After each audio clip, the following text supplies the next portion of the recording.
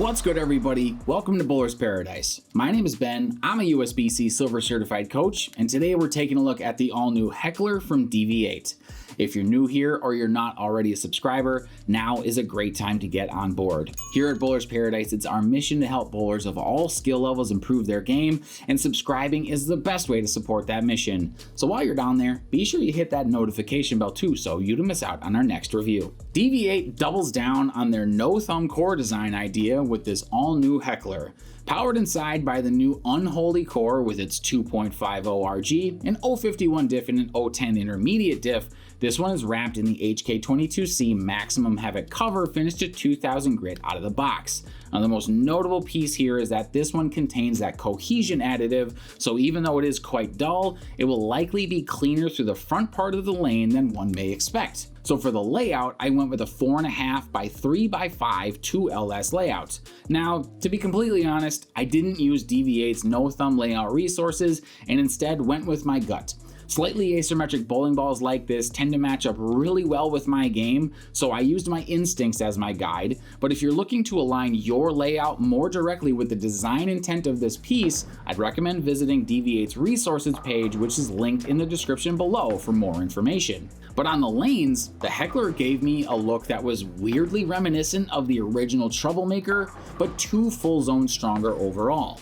When the cover meets friction, you can see the core get started up right away to push this one into its roll phase while not being so much that it's uncontrollable or hits flat. The mid-tier RG balances out the hook potential very well, and once I was matched up with this one, the ideal path to the pocket was quite obvious and consistent as well. But my favorite part about throwing this piece was how it levels up the idea of the Troublemaker. I liked that ball a lot, but the primary issue I had was that it wasn't strong enough to use with regularity. It overlapped a lot with a number of other pieces that I preferred, but with the Heckler, it at least has a similar shape with the hook potential necessary for me to consider this one a bit more often. But on the list of downsides, there's so much overlap between this one and a number of recent and really good releases from Brunswick that I'm not sure how this one fits in their lineup overall. Between the Effect Tour, the Mesmerize, the Zigzag Solid, and even the Black Widow 3.0, the brands of Brunswick have a number of great solid asymmetric options that have been proven to be great.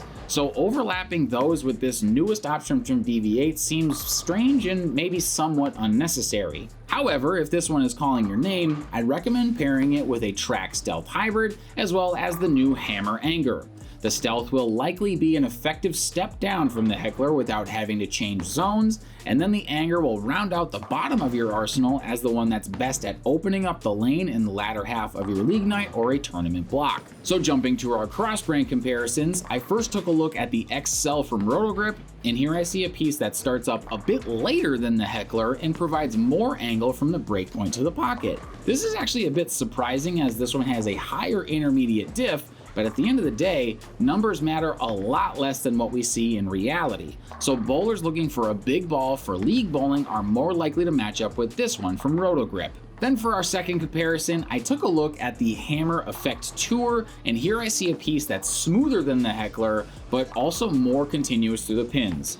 Now this is likely due to the decreased differential as they have similar measures of asymmetry, but bowlers with a balanced rev rate and ball speed are more likely to match up better with this one from Hammer. So with that, here's my recommendations on the types of bowlers that I think would match up well with the Heckler from DV8. The first is bowlers who don't use their thumb. To their credit, DV8 is the only brand in the game putting this much emphasis on the no thumb and two-handed style of play, and the Heckler provides a great shape for these players.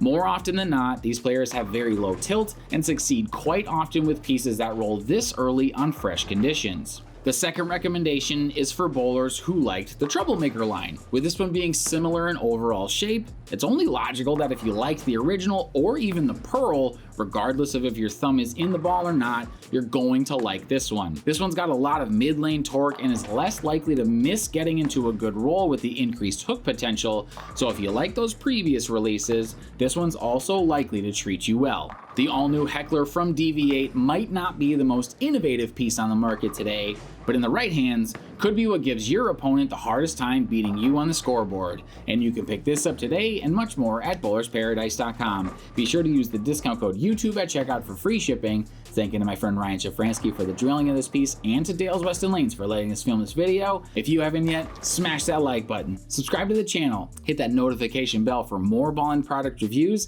But as always, remember you guys, having the right ball in your hands, now that's a bowler's paradise. Peace.